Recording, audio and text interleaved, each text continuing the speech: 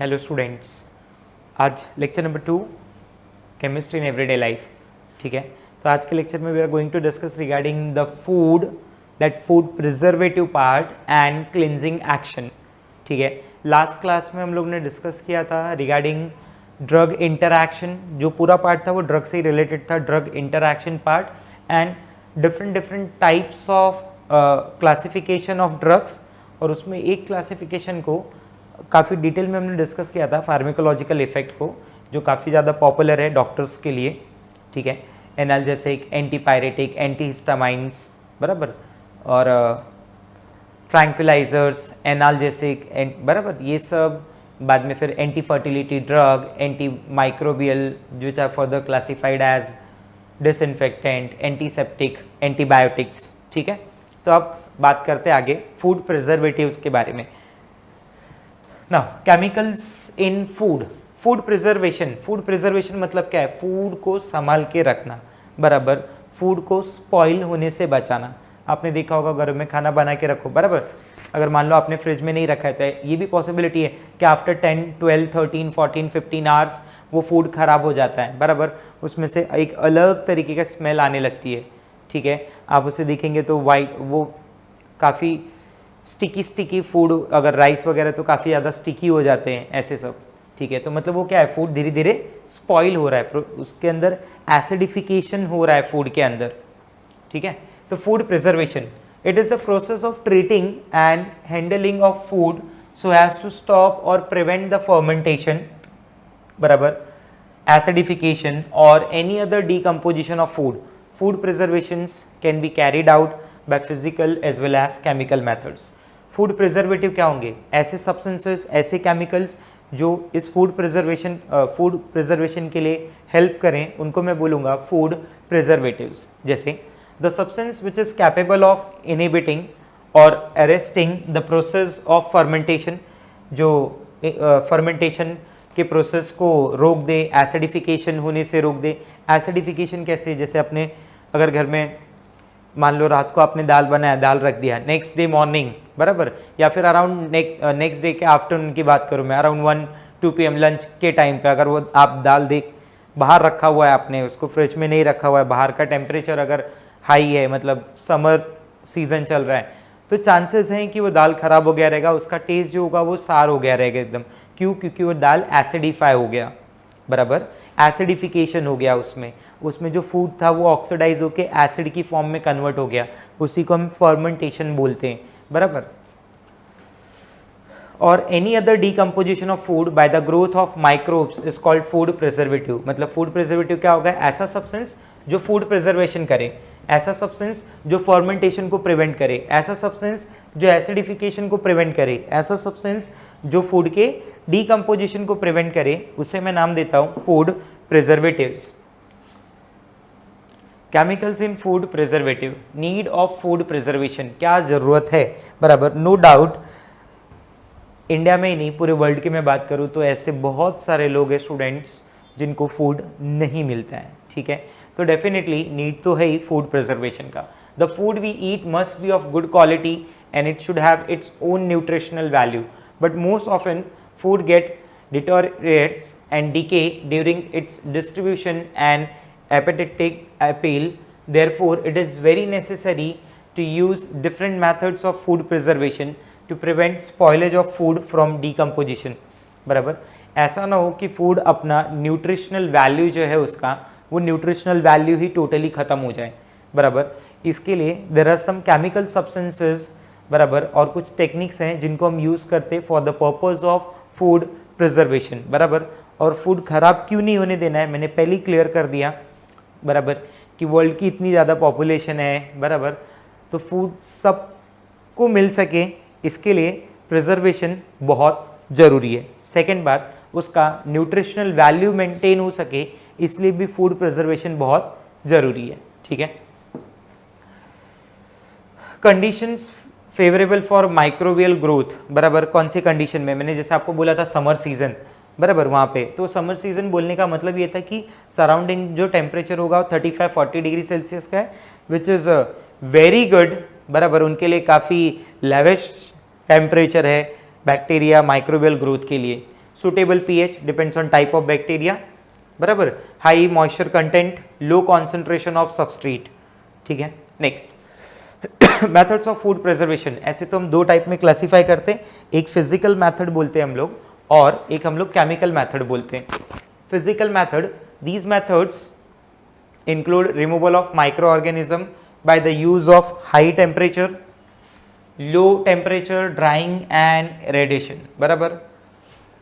तो टेम्परेचर के हेल्प से हम कर सकते, आपने इसके बारे में सुना होगा, सॉल्टिंग करते, ड्राइंग करते हैं, बराबर, ऐसे कई सारे ऑप्शंस हैं, बराबर। घरेलू मेथड्स भी हैं इसमें बहुत सारे, फिजिकल मेथड में स्पेशली।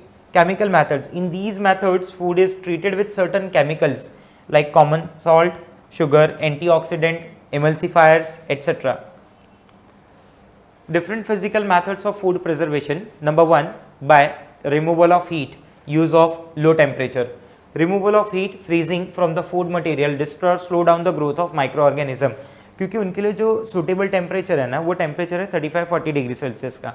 अगर आप उस फूड को फ्रिज में रख रहे हैं तो उसके ख़राब ना होने का ये रीज़न होगा क्योंकि वहाँ पे बैक्टीरिया की ग्रोथ जो है वो उतने सुटेबल नहीं हो पाएगी, तो आपका फूड स्पॉइल होने से बच जाएगा।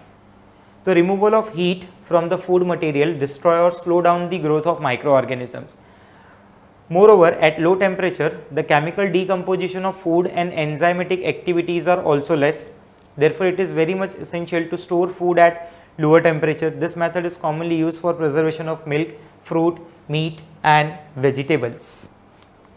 Next, by addition of heat, use of high temperature. It includes stationary and agitating pasteurization or sterilization. One of the oldest method of food preservation is drying the food materials by heating. It is also known as canning or heat processing. Heating reduces the quantity of water in food and prevents the long-term microbial growth. बराबर, मतलब अगर उस substance को मैं काफ़ी ज़्यादा heat कर रहा हूँ तो उसके अंदर जो वाटर होगा वो वाटर बाहर निकल जाएगा, और जब वो वाटर बाहर निकल जाएगा, बराबर, तो जो मॉइस्चर वाला पार्ट है, आपको याद है कि इनका एक फेवरेबल कंडीशन है मॉइस्चर एटमॉस्फेयर, तो मॉइस्चर एटमॉस्फेयर निकल जाएगा तो माइक्रोबियल ग्रोथ easily possible नहीं होगी।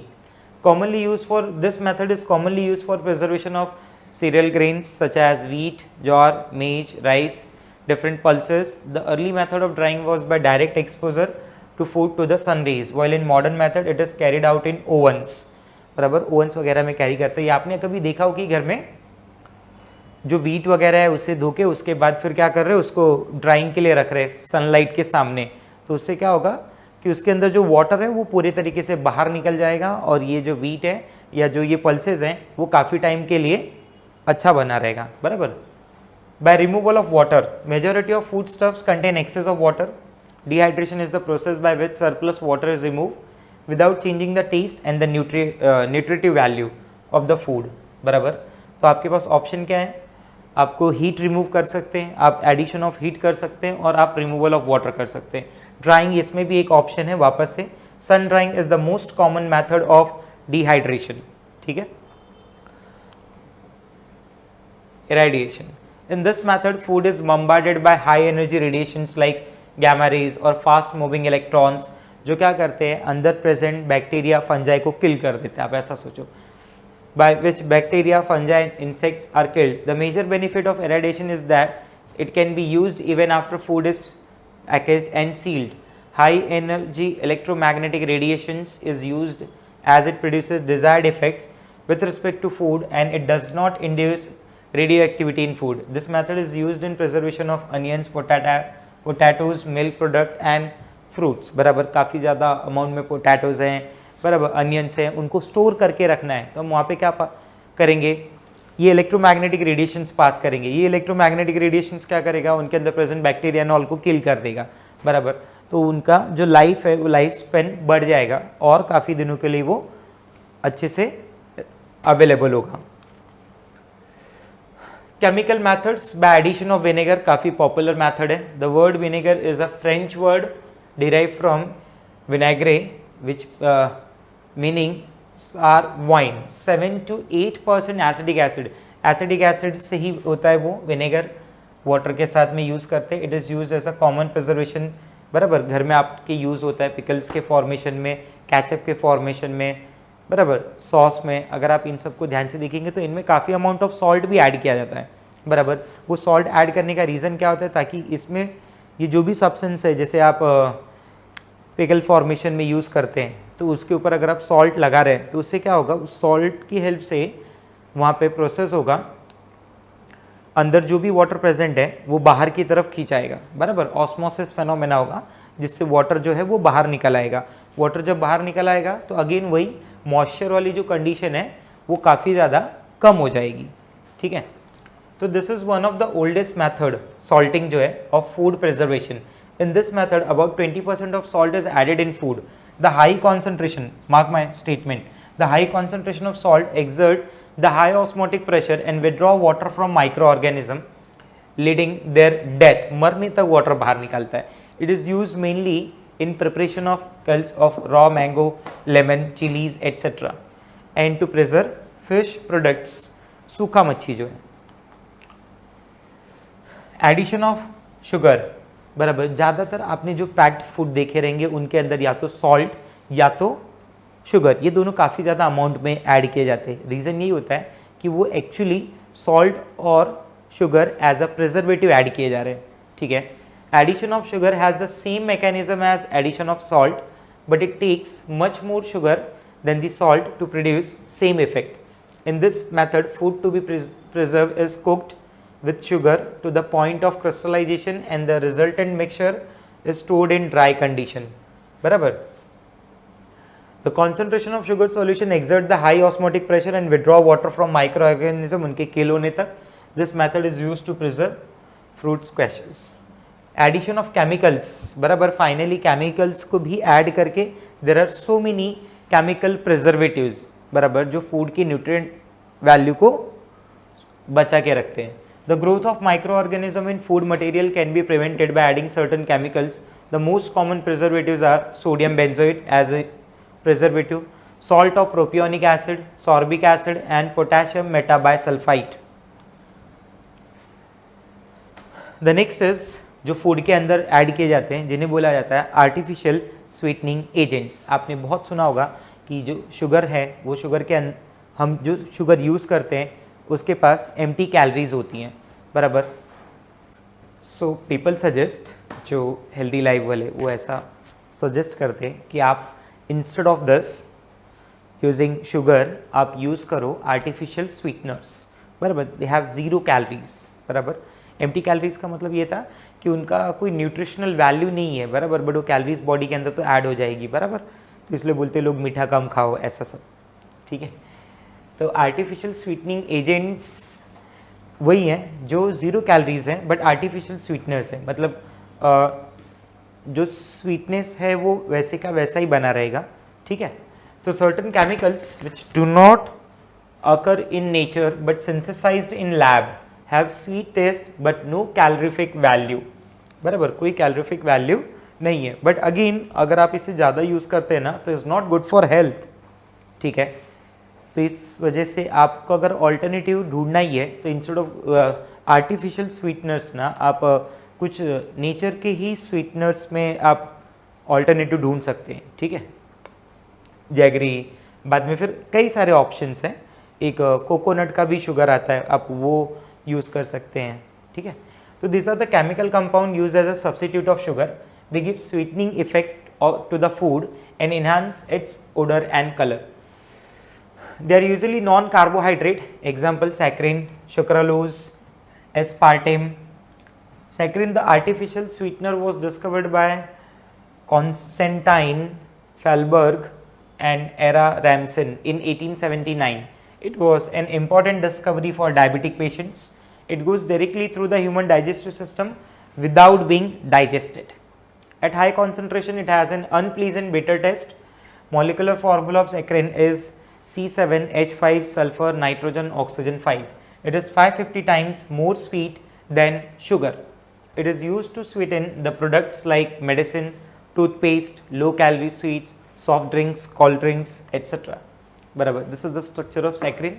Benzene ring associated with C double bond O, NH and sulfur dioxide. Aspartame,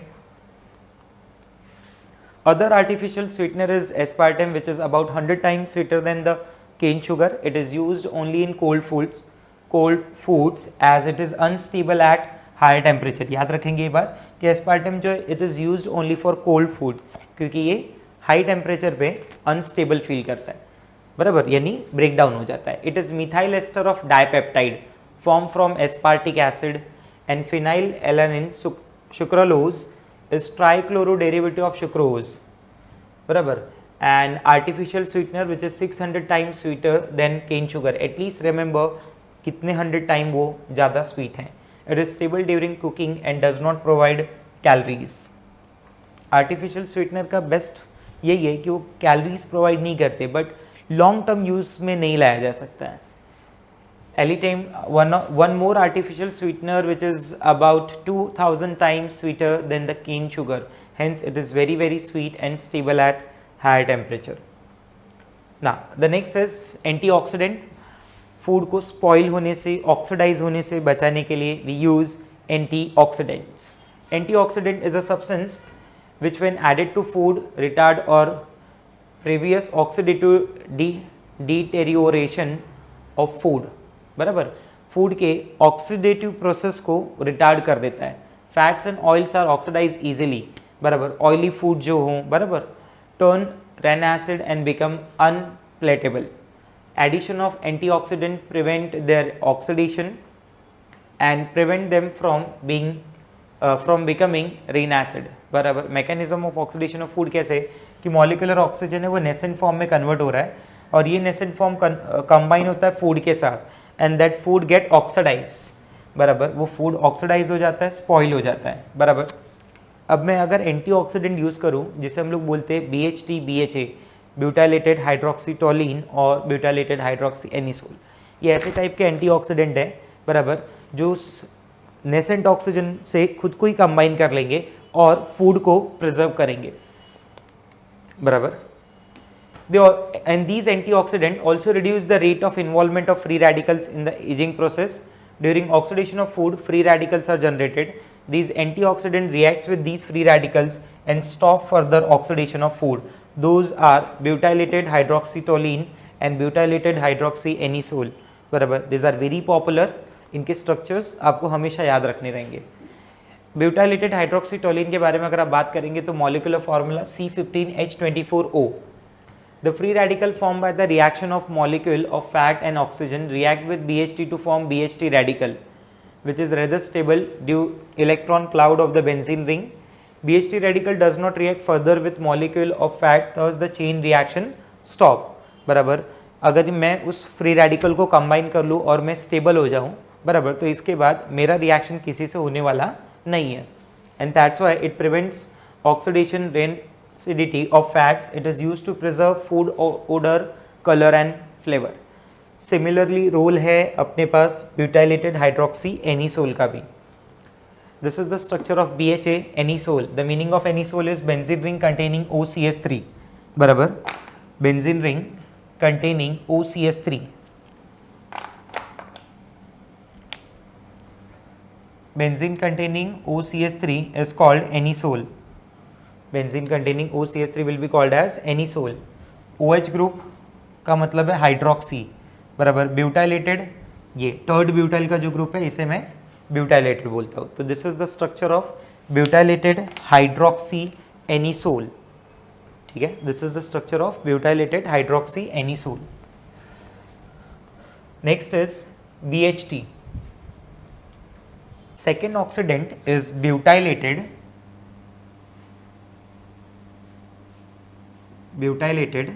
hydroxy toluene, बराबर.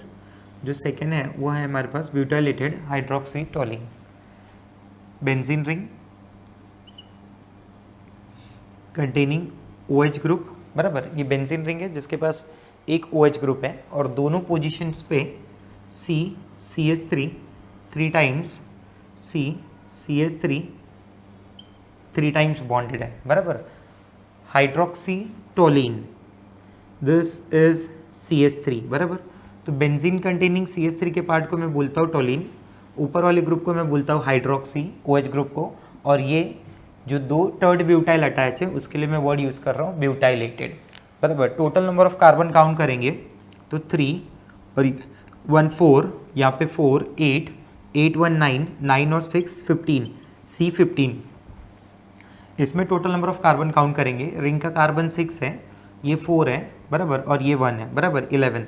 तो ब्यूटाइलेटेड हाइड्रोक्सी एनीसोल जो है वो 11 कार्बन का है, वेरस ब्यूटाइलेटेड हाइड्रोक्सीटोलिन जो है वो 15 कार्बन का है। And this are the 2 popular antioxidant, बराबर, जो फूड के प्रिजर्वेशन में बहुत बड़ा रोल प्ले करते हैं स्टूडेंट्स, ठीक है ना। Next this are the some more antioxidants, बराबर, food preservative you can say, sulphur dioxide and sulphides, बराबर।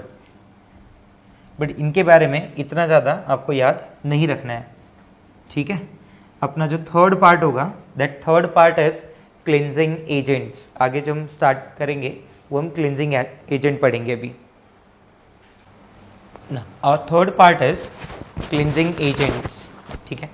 थर्ड पार्ट देखते हैं। Soaps and detergent are used as a cleansing agents, that you know very well.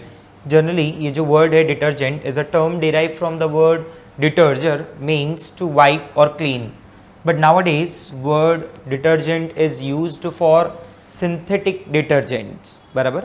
हम लोग cleansing agent को 2 part में classify कर लेंगे। पहले पार्ट को हम लोग बोलेंगे सोप, दूसरे पार्ट को हम लोग बोलेंगे सिंथेटिक डिटर्जेंट्स, ठीक है। There are 2 types of detergents are used as a cleansing agents, these are soaps and synthetic detergent. These improve cleansing properties of water.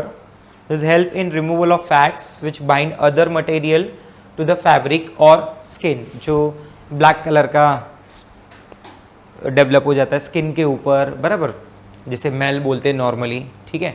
तो वो क्या है, वो फैट है एक टाइप का जो डेवलप हुआ है, बराबर। उसको रिमूव करने के लिए हम इन सब टाइप के क्लिनजिंग एजेंट्स का यूज़ करते हैं, ठीक है। Soaps are the detergent used since long. Soaps used for cleaning purpose are sodium or potassium salt of long chain fatty acids. Sodium or potassium salt of long chain fatty acids, बराबर। काफ़ी long chain fatty acids होते हैं उनके, बराबर। Around C17, C16, C15 ऐसे type के carbons होते हैं उसके पास। C17, C16, C15, बराबर। Stearic acid, oleic acid, palmitic acid, ऐसे कई सारे एसिड हैं। Soaps containing sodium salts are form by heating fat with aqueous sodium hydroxide solution. This reaction is known as saponification, बराबर। ऐसे सोप्स जिनके पास sodium salt हो, बराबर, वो कैसे बनाए जाते हैं, हीटिंग फैट। फैट क्या है, glyceryl ester of fatty acid, बराबर। हमारे पास जो भी फैटी एसिड है ना उसको हम लोग कन्वर्ट कर रहे हैं एस्टर की फॉर्म में, और उस एस्टर को हम रिएक्शन करा रहे हैं NaOH के साथ, बराबर। और इस रिएक्शन का हम लोग नाम देते हैं सैपोनिफिकेशन, बराबर। जैसे मैं अगर आपको एग्जाम्पल बताऊं तो लेट्स सी, एग्जाम्पल ऐसा हो जाएगा स्टूडेंट्स।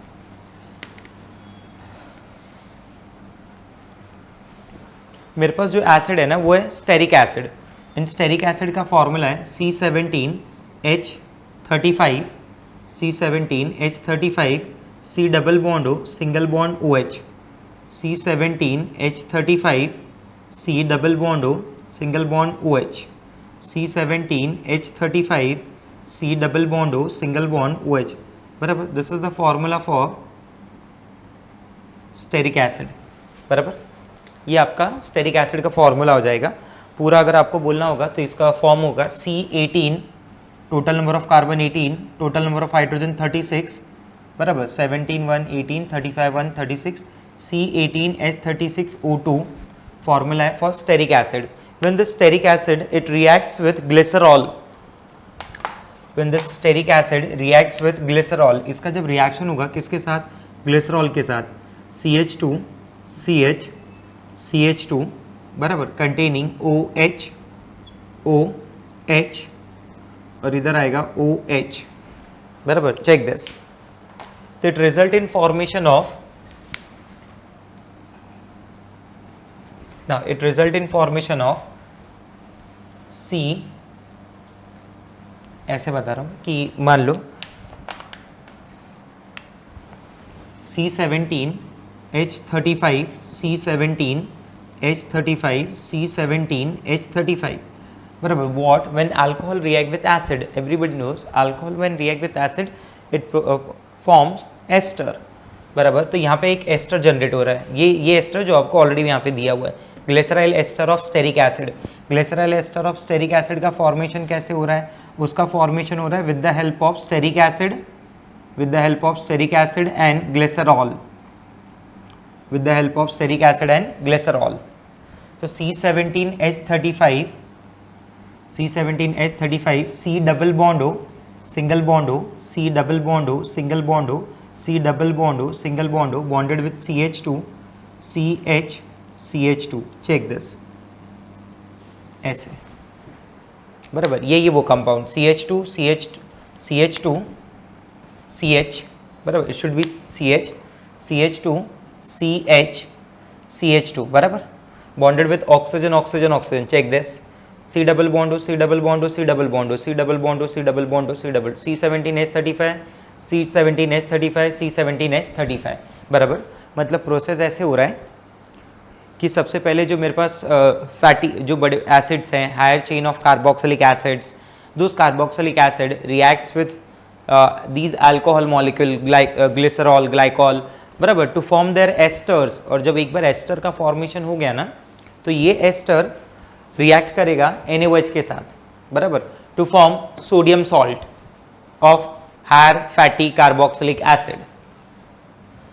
तो ये 3 NaOH जो है बराबर, 3 NaOH can I write it like this कि HONA बराबर, HONA बराबर.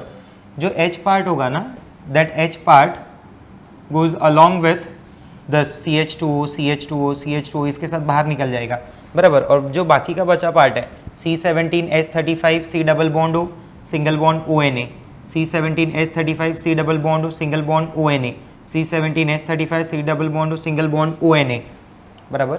तो वो कंबाइन होके मुझे एस्टर फॉर्म करेगा. और ये जो पूरा प्रोसेस है, इस प्रोसेस को हम लोग नाम देते हैं सैपोनिफिकेशन बराबर. फॉर्मेशन ऑफ सोप, उसी को नाम देते हैं सैपोनिफिकेशन बराबर. तो आप दोनों स्टेप समझ सकते हैं. This is step number 1 formation of that ester, and this is step number 2 ester react with NaOH बराबर. पहला स्टेप है फॉर्मेशन ऑफ एस्टर और सेकेंड स्टेप है formation of higher fatty salt बराबर, सोडियम सॉल्ट वो भी. ठीक है, क्लियर हुआ. और 3 एस्टर है ना, इसलिए उसको हम लोग ट्राई एस्टर भी बोल सकते हैं. अगर सिंगल एस्टर ग्रुप हो ना तो उसे मोनो एस्टर बोलते हैं. 2 एस्टर ग्रुप हो तो उसे डायस्टेरेट बोल सकते हैं, या डाई एस्टरेट. हाँ, डाई एस्टरेट, मोनो एस्टरेट, डाई एस्टरेट. और 3 एस्टर ग्रुप आ गए ना, जैसे इधर था, तो ये ट्राई एस्टरेट के नाम से भी जाना जाता है. ठीक है. This are the sodium salt. अगर पोटेशियम है तो potassium soaps are used in shampoo, shaving cream, bathing soaps. Liquid और केक दोनों फॉर्म में होता है. एक लिक्विड की फॉर्म में होता है बाथिंग सोप, और एक केक की फॉर्म में होता है. ठीक है. Sodium soaps are toilet soap use for washing purpose. ठीक है ना. आगे देखते हैं. जो प्रोसेस था, प्रोसेस कुछ ऐसा है. सी, तो सबसे पहले क्या बताया था कि soaps containing sodium salt. Preparation आपने देखा कैसे हुआ सोप का. क्या किया मैंने, स्टेरिक एसिड को रिएक्ट किया मैंने. किसके साथ स्टेरिक एसिड को रिएक्ट किया? ग्लिसरॉल के साथ. क्या प्रोड्यूस किया? एस्टर बनाया बराबर. वो एस्टर को किससे रिएक्ट किया? NaOH के साथ. क्या प्रोड्यूस किया? सोडियम सॉल्ट बनाया. ठीक है. तो soaps containing sodium salts are form by heating fat, that is glyceryl ester of fatty acid. हमने फैटी एसिड यूज किया था stearic acid with aqueous NaOH solution. This reaction is known as saponification. In this reaction, ester of fatty acids are hydrolyzed and the soap obtained remains in colloidal form. बराबर, colloidal form में होगा. It is precipitated from the solution by adding sodium chloride. The solution left after removing the soap contains glycerol, which can be recovered by fractional distillation. बराबर, due to their boiling point differences. Only sodium and potassium soaps are soluble in water and are used for cleaning purpose. Generally potassium soaps are soft to the skin than sodium. इसलिए हम जो skin के लिए use करते हैं वो potassium होता है और जो वॉशिंग पर्पज़ के लिए यूज़ करते हैं वो सोडियम होता है. This can be prepared by using potassium hydroxide solution in place of sodium hydroxide. मतलब जहाँ पे मैंने NaOH लिया है उसकी जगह पे मैं KOH ले लूँगा तो मुझे पोटेशियम के सॉल्ट मिलेंगे. ठीक है. Types of soaps. Basically all soaps are made by boiling fat or oil with suitable soluble hydroxides. Variations are made by using different raw materials. These are the different types. Just एक बार go through करना है आपको कि toilet soap क्या है. बराबर. Soaps that float in water are made by beating any air bubbles before their hardening. Transparent soaps are made by dissolving the soap in ethanol and then evaporating the excess solvent. ethanol में dissolve करेंगे और जो भी फिर remaining solvent होगा उसे heat करके remove करेंगे. Medicated substances of medicinal value are added. In some soaps deodorants are added.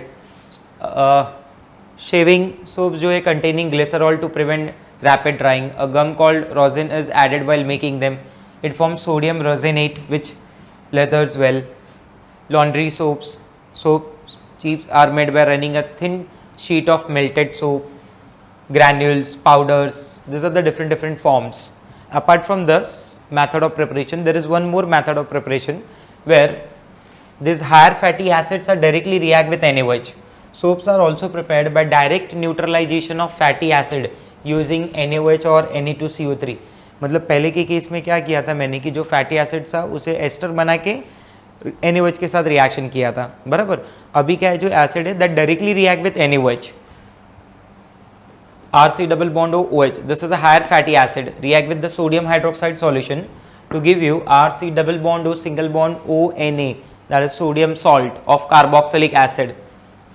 Soaps are insoluble in hard water. Hard water contains calcium and magnesium ion that you know very well. Hard water के points में कि there are two types of water, hard water, soft water. Soft water हमारे use का होता है, hard water उतना use का नहीं होता. तो हम उसमें क्या चाहते हैं कि हार्ड वाटर को किस में कन्वर्ट करें, नॉर्मल सॉफ्ट वाटर में कन्वर्ट कर लें. बराबर. वो हार्डनेस जो है वो भी दो टाइप की होती है. It can be temporary hardness और it can be permanent hardness. तो soaps are insoluble in hard water. Hard water contains calcium and magnesium ions. Soap react with these ions to form calcium and magnesium salt which are insoluble in water. बराबर. ये इनके साथ react करेगा. बराबर. Calcium ion sodium ion को replace करेगा, magnesium ion sodium ion को replace करेगा and they result in formation of insoluble part. बराबर. Calcium and magnesium salt as I told you थोड़ी देर पहले भी कि सोडियम और पोटेशियम ही generally we use. Reason to use sodium and potassium generally is कि only these salts are soluble in water whereas the other salt like calcium, magnesium of acid, higher fatty acids are insoluble in water. Calcium and magnesium salt of higher fatty acids formed are insoluble in water and form sticky grey scum. बराबर. मतलब वो जो अगर आप cleaning purpose में washing purpose के लिए use कर रहे हैं तो जो भी क्लोथ है वो प्रॉपरली क्लीन होने वाला नहीं है. ठीक है. And because of this there is wastage of soap and also it damage fibers of clothes. Now detergents. तो सोप्स के बारे में बात हुआ, डिटर्जेंट के बारे में भी बात करते हैं. डिटर्जेंट में सिंपल सा एक अगर वर्ड बोलूँ कि ये ज़्यादा सुपेरियर है as compare to soaps. Reason क्या है मालूम है? इस सोप्स में हार्ड वाटर में प्रॉब्लम है. बराबर. उनके जो कैल्शियम मैग्नीशियम सॉल्ट बन जाते हैं दे आर इनसॉल्युबल और जो वो मेल है वो निकलने वाला नहीं है, वो एज इट इज़ रह जाता है. ठीक है. तो क्या वेस्टेज है वो. बट डिटर्जेंट्स ज़्यादा सुपेरियर है. तो देखते हैं डिटर्जेंट्स के बारे में. Synthetic detergents are formulated products containing either sodium salt of alkyl hydrogen sulfates. Important line है.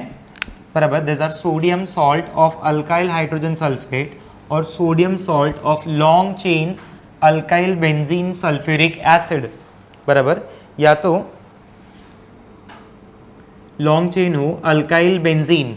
बराबर. ये बेंजीन, ये ऊपर अल्काइल और ये sulphuric acid. This is alkyl benzene sulphuric acid. बराबर. या फिर मेरे पास हो alkyl hydrogen sulphates that is RHSO4. RHSO4 alkyl hydrogen sulphate. This is alkyl benzene sulphuric acids. बराबर. So now, so these are the sodium salt of alkyl benzene alkyl benzene sulphuric acid, या फिर आप बोल सकते हैं this are the sodium salt of alkyl hydrogen sulphates. Detergents are superior to soaps as I told you. क्यों? क्योंकि reason ये है कि in hard water the builders present in the form of soluble calcium and magnesium salts, बराबर. ये जो form बनाएगा वो कैल्शियम और मैग्नीशियम सॉल्ट का जो फॉर्म होगा वो soluble होगा. Unlike soaps, synthetic detergents can be conveniently used even in hard water.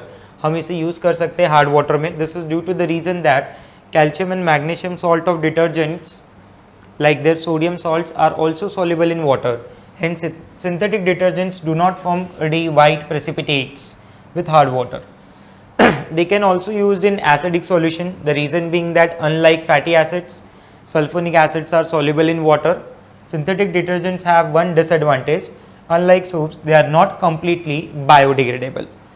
Soaps के लिए कैसे है कि वो completely biodegradable है, decompose हो जाएगा, बराबर. लिविंग ऑर्गेनिज्म को प्रॉब्लम नहीं होगा. बट अगर डिटर्जेंट्स की बात करें तो वो कंप्लीटली बायोडिग्रेडेबल नहीं है, लिविंग ऑर्गेनिजम्स के लिए प्रॉब्लम है.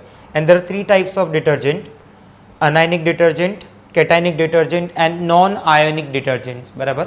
ये classification purely based on chemistry है, केमिकल पॉइंट्स ऑफ व्यू, कि कौन सा ऐसा है जिसके पास अनायनिक पार्ट है, कौन से डिटर्जेंट ऐसे जिनके स्ट्रक्चर में कैटायनिक पार्ट है, और कौन से ऐसे हैं जिनके पास कैटायन एनायन पार्ट नहीं है. Those are called non ionic detergents. Now the first one is anionic detergent. They have anions at the soluble end of the chains. जहाँ पे ये स्ट्रक्चर soluble होते हैं ना, बराबर. जो पार्ट ये स्ट्रक्चर्स का soluble होता है उनके पास anions होते हैं. Sodium salt of sulfonated long chain of hydrocarbons or alcohols. They are prepared from long chain hydrocarbons or alcohols by treating with concentrated sulfuric acid and then neutralizing with NaOH. बराबर. जैसे आप example देखो, this is 2-decyl benzene. First of all this benzene undergoes sulphonation in the presence of H2SO4, बराबर. तो आपके पास जो 2-decyl benzene है, जो आपके पास अल्काइल बेंजीन है, that alkyl benzene undergoes sulphonation and it produces alkyl benzene sulphonic acid, बराबर. And now this alkyl benzene sulphonic acid further reacts with NaOH.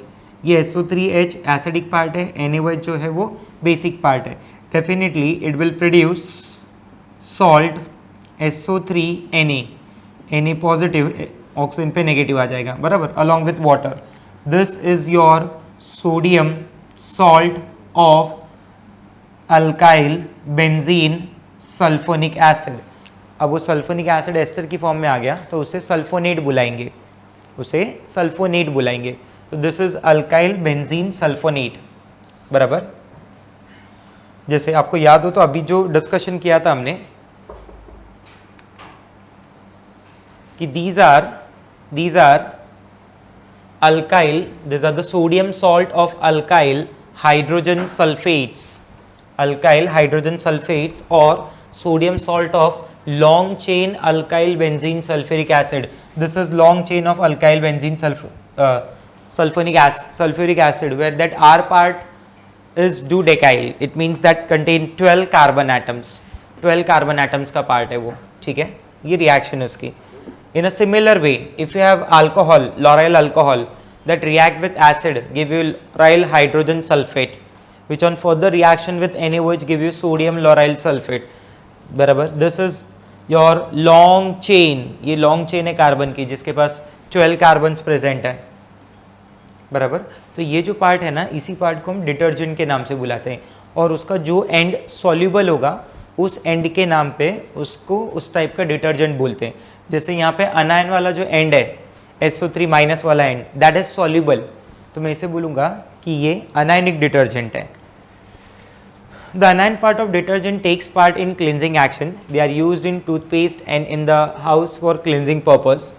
In anionic detergent, the anionic part of the molecules is involved in the cleansing action.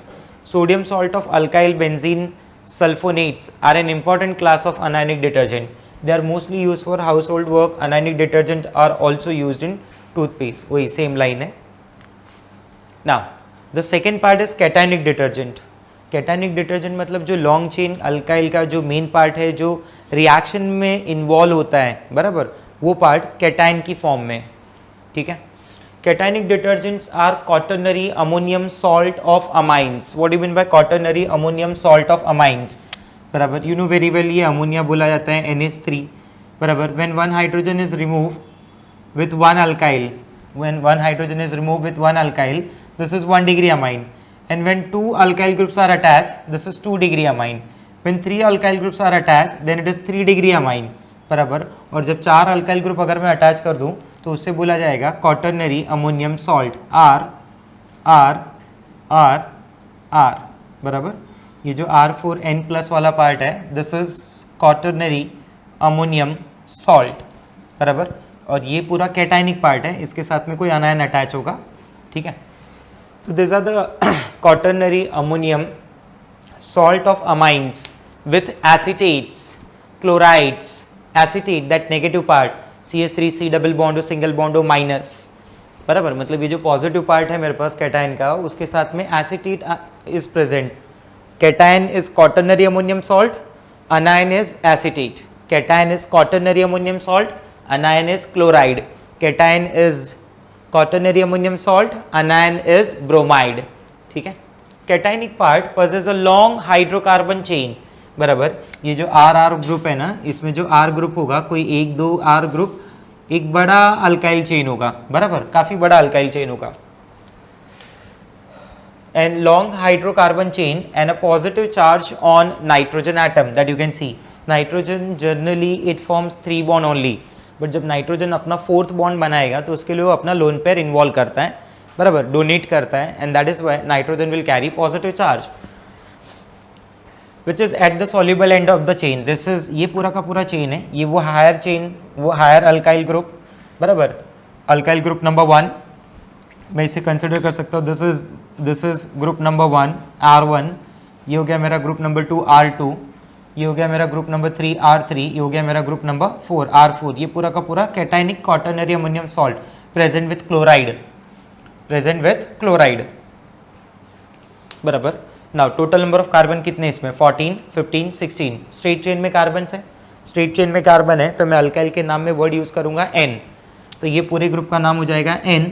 Total number of carbon 1, 14, 15, 16, N hexa, बराबर। अगर 16 carbon हो तो उसे हेक्साडेकेन बोलते हैं, बराबर।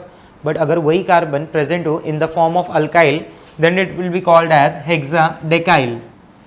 This is called N हेक्साडेकाइल।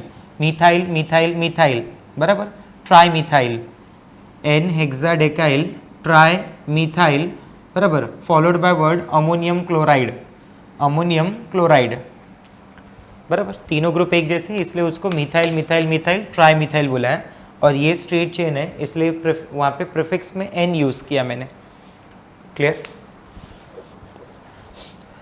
Cetyl trimethyl ammonium bromide is a popular cationic detergent and is used in hair conditioners. Cationic detergent have germicidal properties, germs को kill करने की properties भी है, and are expensive. Therefore, these are of limited use. Hence, these cationic detergents are alkyl ammonium salts. Shampoo अलग होते हैं, conditioners अलग होते हैं, ठीक है, तो कंडीशनर्स ज़्यादा कॉस्टली होते हैं। नॉन आयोनिक डिटर्जेंट्स, ऐसा पार्ट जिसमें ना कैटायन है ना अनायन है, बराबर, दोनों में से कोई भी वहाँ पे नहीं प्रेजेंट है, कैटायन भी नहीं, अनायन भी नहीं। अनायनिक डिटर्जेंट में आपने क्या देखा था कि दैट अनायन पार्ट जो है वो मेन चेन का पार्ट है, लॉन्ग चेन का पार्ट है, बराबर, और कोई उसके साथ छोटा सा कैटायन है, सोडियम आयन लाइक दैट, बराबर, वो मेन रिएक्शंस इन्वॉल्व करेगा, ठीक है। तो नॉन आयोनिक डिटर्जेंट्स में क्या होता है, they have hydrogen bonding group at the soluble and. Hydrogen bonding group का मतलब क्या हो गया, कौन से ग्रुप होने चाहिए, hydrogen should be bonded with oxygen, hydrogen should bonded with nitrogen, या फिर hydrogen should bonded with fluorine, इनमें से कोई ग्रुप प्रेजेंट होना चाहिए। दिस डिटर्जेंट्स आर आइदर मोनोएस्टर्स, मतलब इट कंटेन 1 एस्टर, बराबर, 2 डाएस्टर यानी 2 एस्टर ग्रुप है, ट्राएस्टर यानी 3 एस्टर ग्रुप है, ऑफ पॉलीहाइड्रिक अल्कोहल्स और polyethers, and derive from polyethers derived from ethylene oxide, CH2O, CH2 is ethylene oxide, which is also popular by the name of epoxide. which is also popular by the name of epoxide. ये आपका ethylene oxide CH2CH2O. This is ethylene oxide, also popular by the name of epoxide. तो these detergents are either monoesters of polyhydric alcohol. ये आपको एक ester group दिख रहा है, तो मैं इसे बोलूँगा कि दिस इज मोनोएस्टर, बराबर, और ये एक पॉलीहाइड्रिक अल्कोहल है जिसका वो पार्ट है. क्लियर हो रहा है ये पॉइंट? ठीक है. और ये जो है ये बराबर oxygen atom is there. Now formation of such type of non ionic detergent, बराबर. ये छोटा सा करेक्शन था, यहाँ पे कार्बन नहीं था. अगर आपको पहले कार्बन दिख रहा था तो इग्नोर कर दीजिए, ठीक है. करेक्शन है, वो कार्बन नहीं था वहाँ पे. ना ये जो प्रोडक्ट फॉर्म है पेंटा एरिथ्रिटाइल stearate, it is formed with the help of steric acid. It is formed with the help of steric acid and penta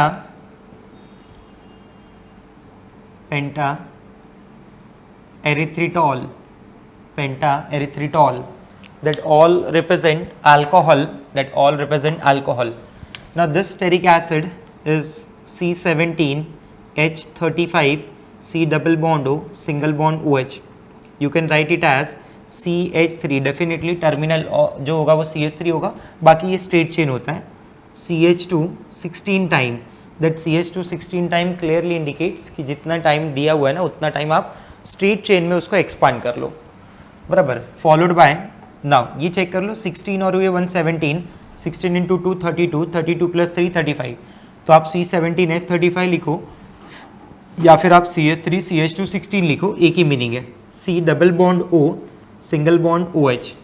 When it reacts with CH2OH, CH2OH, CHOH, CH2OH, बराबर.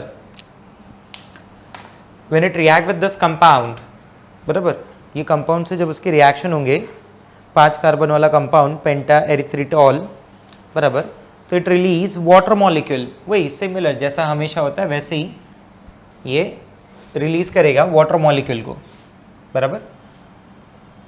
1 2 3 4, ठीक है ना.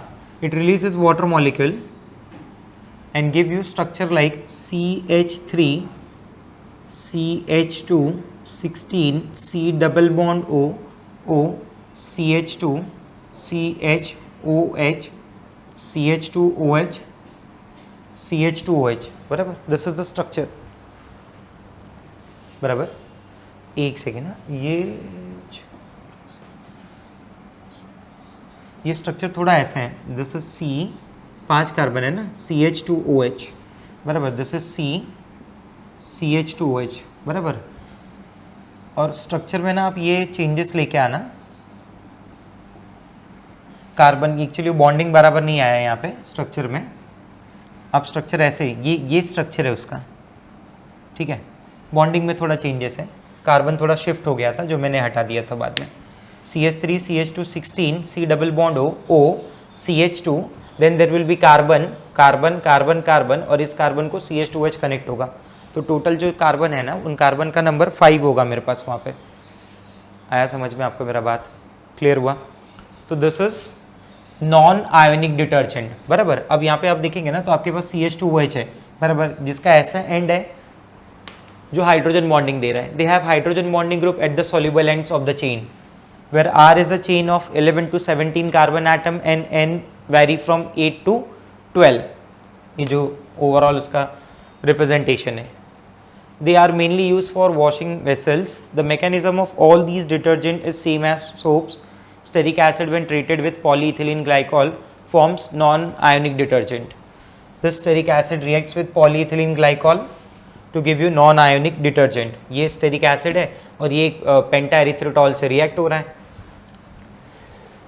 Mechanism of cleansing action of soaps and detergent. The cleansing action of soaps and detergent follow the same principle.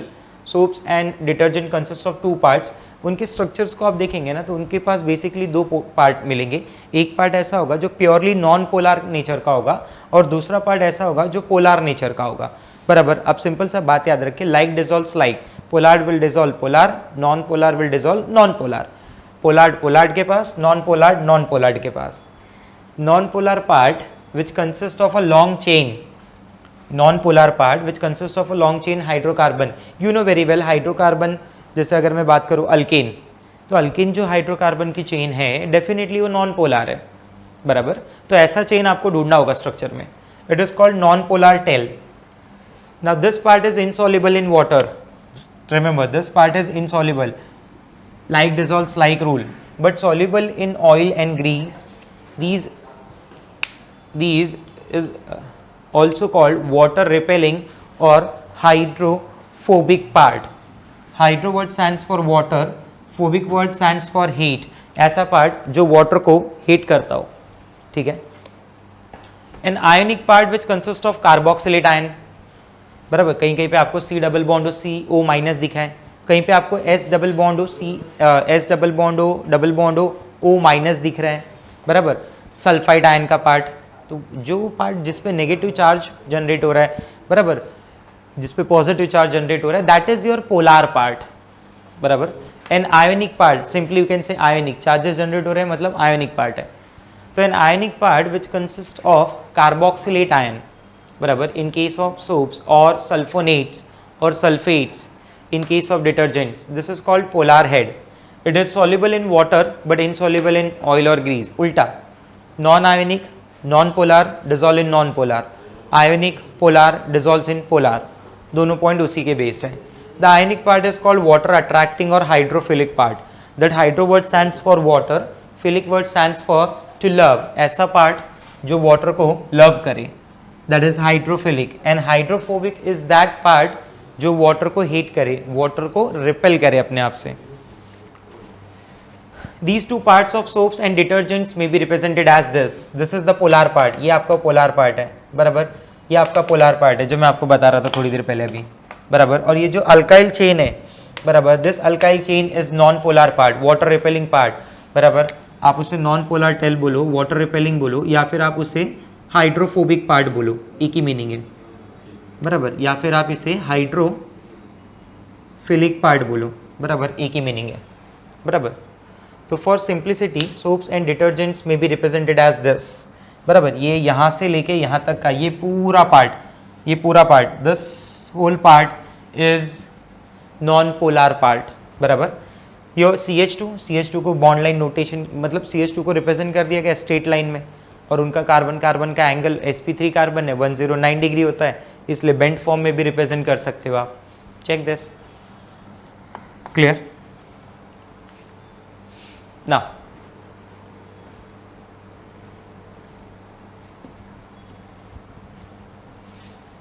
when a soap or detergent is dissolved in water, the molecules gathered together is as clusters called micelles, not micelles, they are called micelles. When the dirty cloth is dipped in soap or detergent solution, the soap and direct particles come in contact with each other, बराबर. जो polar वाले part है polar के साथ combine होते जाते हैं, ठीक है.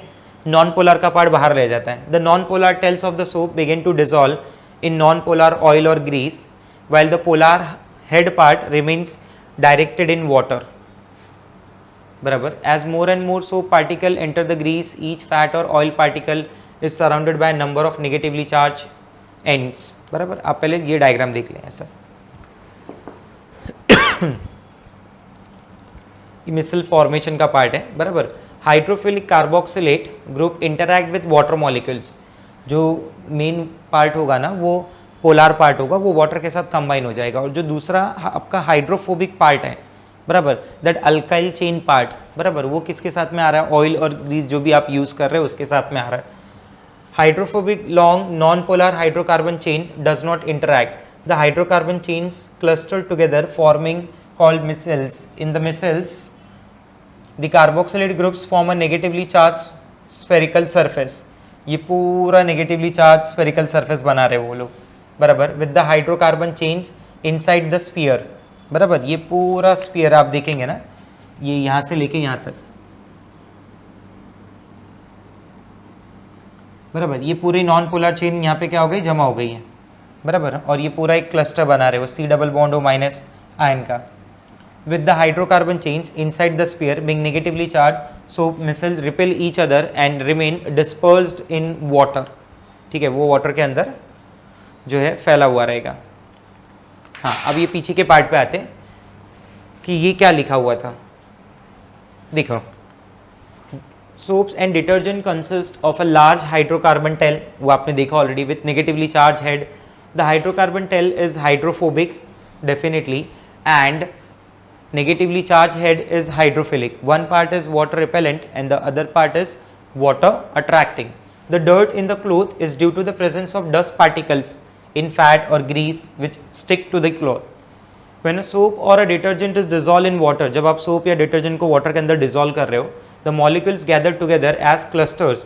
उनके जो मॉलिक्यूल्स है ना, ये सब एक साथ आके जमा हो जाते हैं, जैसा आपने देखा हुआ डायग्राम में, बराबर, वो क्लस्टर जमा हो रहा है. When the dirty cloth is dipped in soap or detergent solution, the soap and direct particles come in contact with each other. बराबर. The non-polar tails of the soap begin to dissolve in non-polar oil or grease, while the polar head remains directed in water. बराबर. Polar जो part होगा वो water के लिए है और जो नॉन पोलर पार्ट है वो ग्रीस के लिए. As more and more soap particle enter the grease, each fat or oil particle is surrounded by a number of negatively charged ends. Since the similar charges repel each other, the oil or grease droplet break off into small globules of oil. These are still surrounded by the negatively charged polar head of the soap molecule. This prevents the small globules, छोटे छोटे जो formation है, from coming together to form bigger particles. The rubbing by hands or mechanical stirring also help to break the grease particle can be completely broken up and it forms emulsion of grease or oil contained in dirt. बराबर, जो भी वो dirt के अंदर oil है, grease है, बराबर, जब आप उसे हाथ से घस देंगे तो उससे क्या होगा, break down हो जाएगा. As a result, the cloth gets free from the dirt and the droplets are washed away with water. Detergents available in the market contain 20% active ingredients and remaining are sodium sulfates, inorganic phosphates, sodium, बराबर. ये active ingredient मतलब जो हम use कर रहे हैं, sodium alkyl chain and all. उसके अलावा उसके पास और भी कई सारे एजेंट होते हैं apart from that, foaming agent fruit develop करने के लिए, बराबर. कई सारे ऐसे डिटर्जेंट्स यूज़ करते हैं हम लोग. These are the certain differences between soaps and detergent, बराबर. As detergents are more superior than soaps. Are sodium salts of long chain fatty acid. These are sodium salts of long chain alkyl sulfates. Cannot be used in acidic solution. They can be even in acidic solution also. Cannot be used in hard water as they produce precipitate. They can be used क्योंकि वो hard water के साथ precipitate नहीं देते. They are soluble. These are biodegradable. उनका एक ही disadvantage है detergent का, they are not biodegradable. बराबर. And these are the certain advantage of synthetic detergents over soaps. ठीक है, तो it's all from this part. Okay. Last part को detail में समझ लेते हैं. मैकेनिज्म ऑफ, अभी तक तो खाली थियरी मैंने रीड किया आपके लिए वहाँ पे उस पार्ट का. Mechanism of cleansing action of soap and detergent. ठीक है, तो लेट्स सी. मैकेनिज्म ऐसा है कि आपके पास जो क्लोथ है, बराबर, उस पर डर्ट है, बराबर, पार्टिकल्स, वो ऑयल फॉर्म के पार्टिकल्स हो सकते हैं, ऑयल हो सकता है वो, या फिर वो ग्रीस हो सकता है, बराबर. आप ऑयल बोल दो, ग्रीस बोल दो, बराबर, डर्ट के फॉर्म में कुछ भी मान लो. When they react with soap,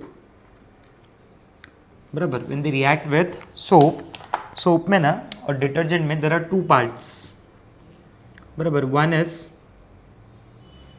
hydrophilic part and one is hydrophobic part. ठीक है. जनरली फोबिक पार्ट कौन सा होगा, दैट अल्काइल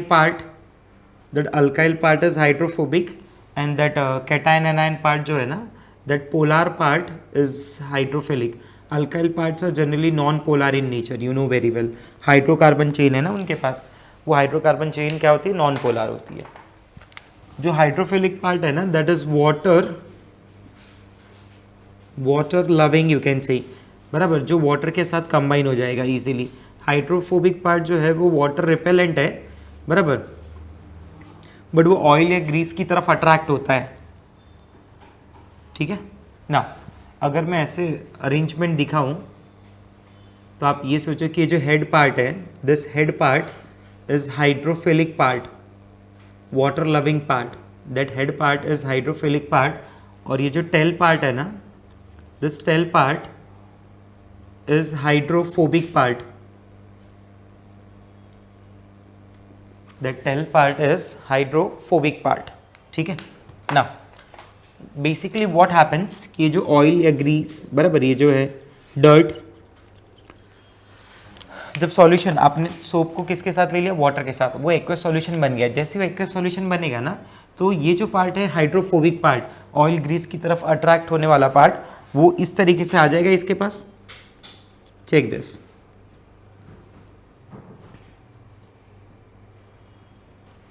बराबर, ये आके कंबाइन हो रहा है ऐसे, और ये रहा उनका हाइड्रोफिलिक पार्ट, बराबर, जो किसकी तरफ है, वाटर की तरफ है, मतलब वाटर के साथ अट्रैक्ट हो रहा है, और इनके चार्जेस आपस में सेम है, इसलिए वो आपस में दूर दूर है, and it result in formation